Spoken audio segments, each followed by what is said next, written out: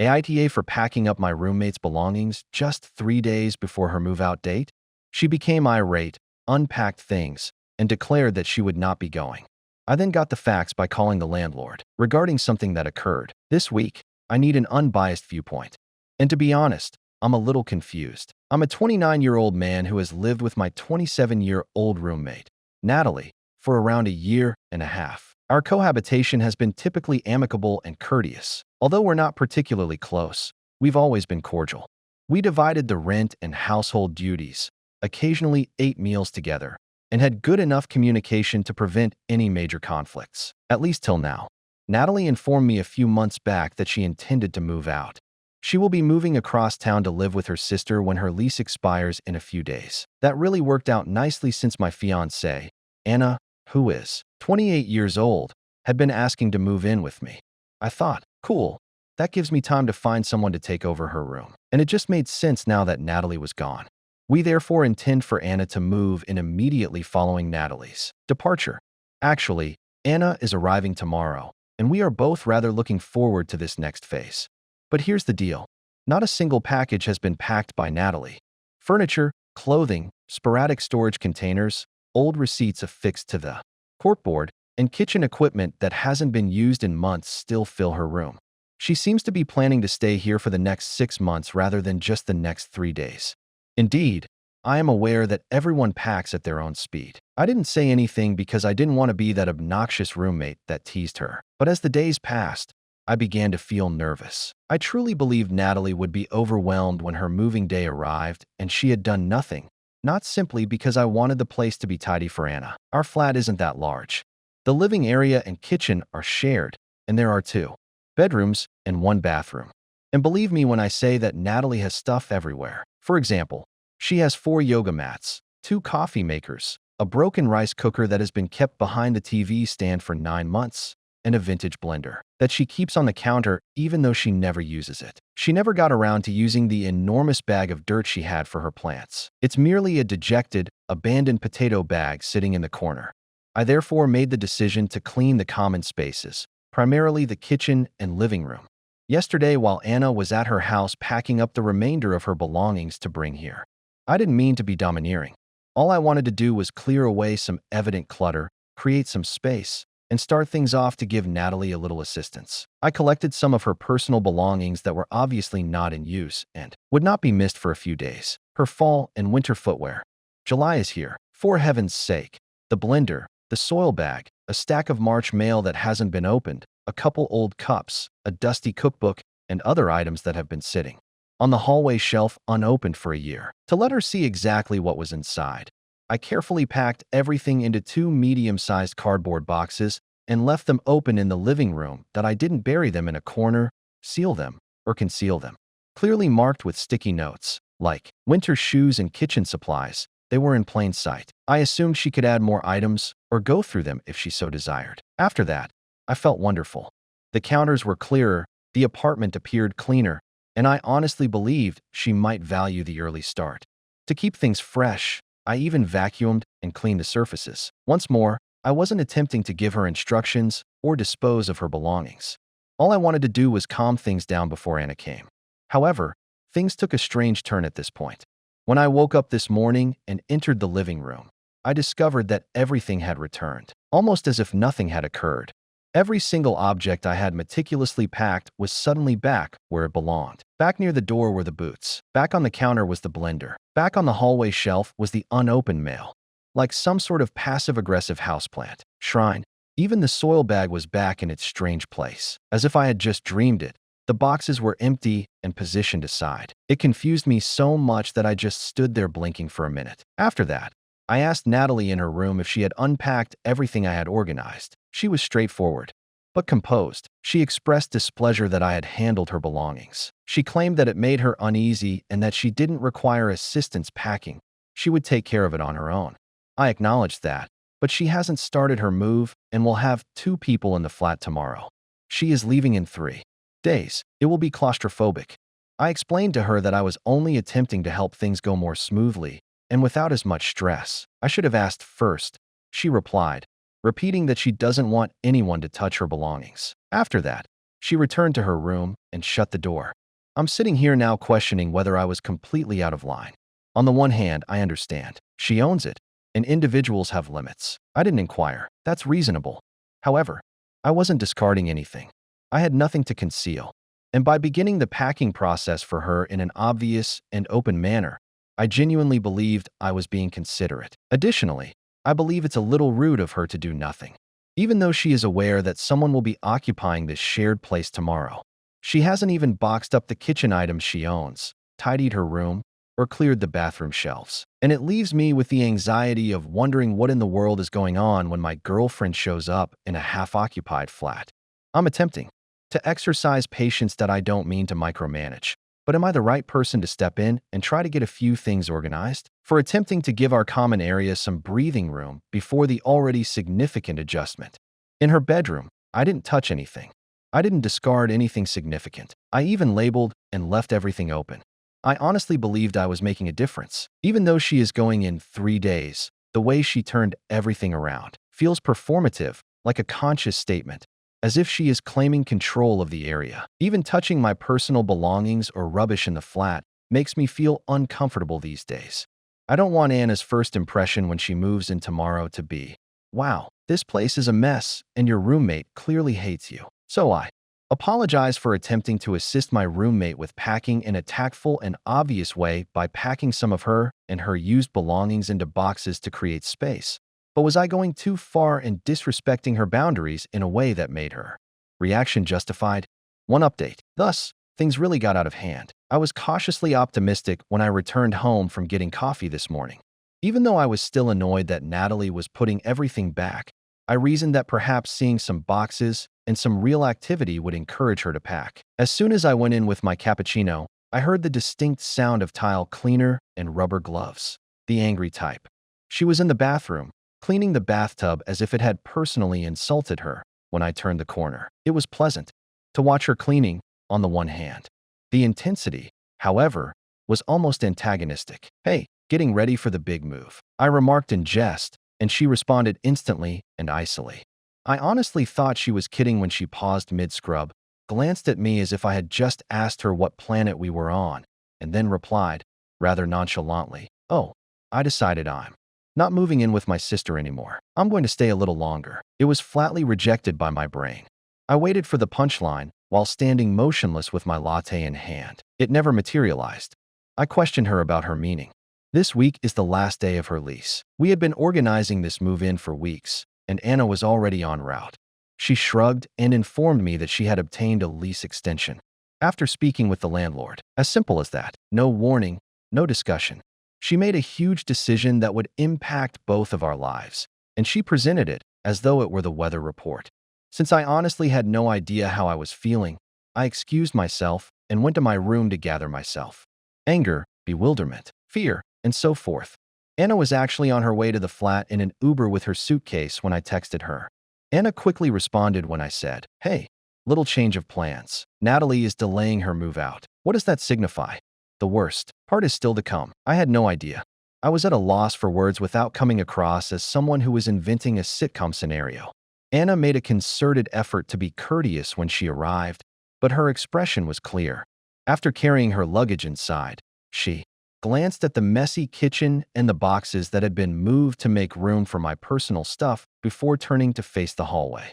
She kept staring at the door to the second bedroom, which was still closed and undisturbed. I couldn't soften it when she inquired, "Wait, is she still living here?"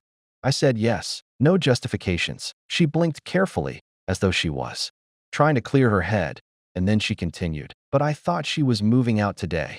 I said, "Yeah, so did I." The mood seemed to have been hit by a bucket of cold water. When she moved in with us, we were meant to celebrate. Rather, we remained in this uncomfortable, strained quiet all afternoon. All of a sudden, the apartment felt stuffy. It was so cluttered. Unspoken things filled the air. I packed and repacked the boxes, and we had to carry Anna's suitcase over them. Her toothbrush was forced to join Natalie's partially used ones in the bathroom drawer. Natalie's winter scarves were still on the rack where her coat had to hang. The bedroom Anna was meant to move into was still occupied, which was the worst part. The mattress is unmade, the closet is full, and the dresser is piled high with hairbrushes and makeup. Natalie seemed to have doubled down and made the decision to avoid touching anything in order to make a statement. I made an effort to do my best that evening. We put on a TV, sat on the couch, and ordered takeout. Anna remained silent the whole time, courteous yet aloof. I was at a loss for words when she got up at approximately 10 o'clock and said, "So, I guess I'll take the couch tonight." I grabbed a pillow and blanket for her and added, "Yeah, I'm sorry." Natalie, meanwhile, remained in her room. The door shut. No movement, no noise. There was just quiet, as if she had been hibernating the whole time. I didn't get much sleep. I lay in bed and looked up at the ceiling, reliving all the events of the previous few weeks in my mind. I kept asking myself, how did I miss the signs? Why did I think she was actually moving out? And what was her strategy now?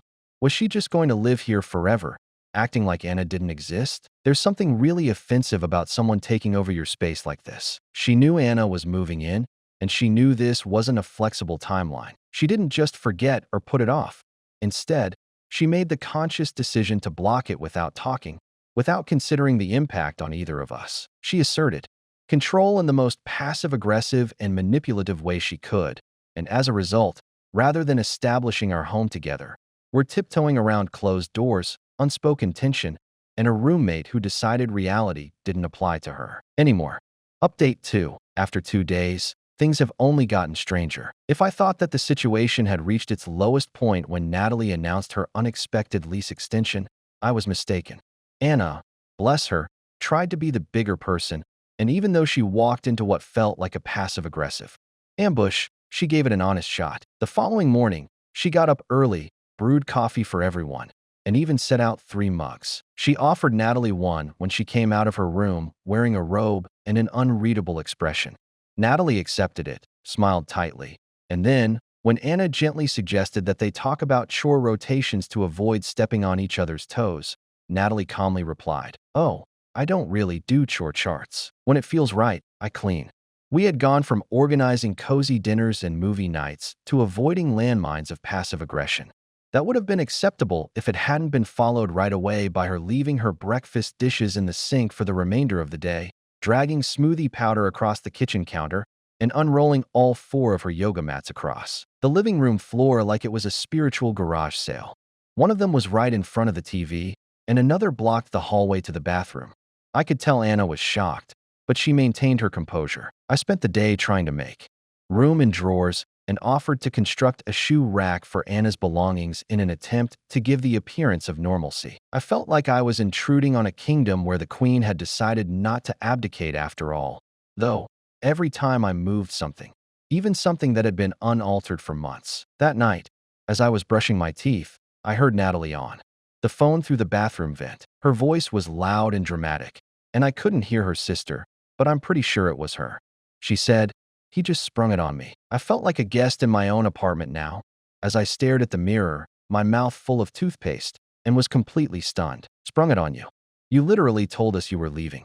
You extended your lease at the last minute. You didn't even bring it up until the day before Anna moved in, but it only got worse from there."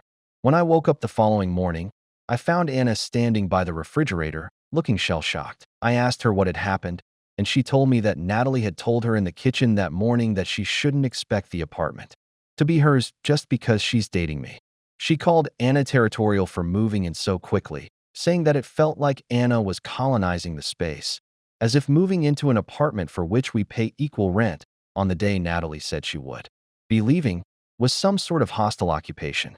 Anna simply blinked, completely confused, and responded, "I moved in on the date you told him you'd be gone." That was it. No anger, no theatrics, just facts. And that seemed to infuriate Natalie even more. Like Anna's calmness was a bigger offense than if she'd thrown a drink in her face. That afternoon, I got a long text from Natalie. Not a paragraph, a scroll. It started with, "I'm really disappointed in you," and spiraled from there. She said that I was putting my romantic relationship ahead of a peaceful living environment, that she no longer felt emotionally safe in the apartment, that the atmosphere had turned cold and hostile, and that she no longer recognized the energy of the home. I read the message in stunned silence. She made it seem as though we had caught her off guard, as though we were the ones who were irrationally altering the entire plan at the last minute. And then, just when I thought it couldn't get any more absurd, I walked into the kitchen and saw the spice rack. She had completely reorganized it, taking out every single spice, dumping all of the labeled jars Anna had brought, putting the spices she had carefully packed from her previous location into a box, and shoving it next to the refrigerator. She then lined the rack with her own haphazard assortment, duplicates, expired items, and random jars without labels. It was as if she was reclaiming her throne, and she did it with the same strange detachment that has been hers since she decided not to move out. Update 3. After a terrible week of passive-aggressive silence, tension thicker than oatmeal, and Anna having to dodge a yoga mat just to get to the bathroom in her own apartment, I finally lost it. I had tried, I really had. I gave space. I bit my tongue when Natalie left passive-aggressive notes about how the apartment felt tense or wasn't the safe space it used to be. I remained composed when she reorganized the spice rack for the third time in 5 days. I even put up with her late-night FaceTime calls on speaker in the kitchen while Anna tried to sleep on the couch because, oh, the second bedroom was still a shrine to Natalie's ego. The apartment had become a psychological minefield, and the smallest sound, Anna setting down a mug too loudly or me laughing at a joke, would cause exaggerated sighs to come from behind Natalie's bedroom door. The tension was so thick that it felt like we were all holding our breath in slow motion. Anna, who is usually very patient and laid back, had begun asking if she should start looking for a short-term rental until things settled, and I realized that nothing would settle as long as Natalie was present. So I called the landlord and explained everything. Natalie never received an official extension. She had emailed the property manager once to inquire about it, but she never followed up, never signed anything, and never paid the new rent invoice that was sent after that. The system listed her as vacated, but no lease was active in her name. The last-minute lease extension, the increasingly unpredictable behavior, and the fact that one bedroom was occupied by someone who was supposed to be gone and who had never communicated any changes to me. I told him that 2 people were now sharing one bedroom and living out of boxes, while the other room sat like a time capsule of denial. I was calm and respectful but firm. I needed to know if she was even legally permitted to remain there. The landlord was not happy, so he said he would speak with her directly. That same afternoon, a formal notice was slid under the door, and it was brief and to the point. She had 72 hours to leave or face legal action for illegal occupancy.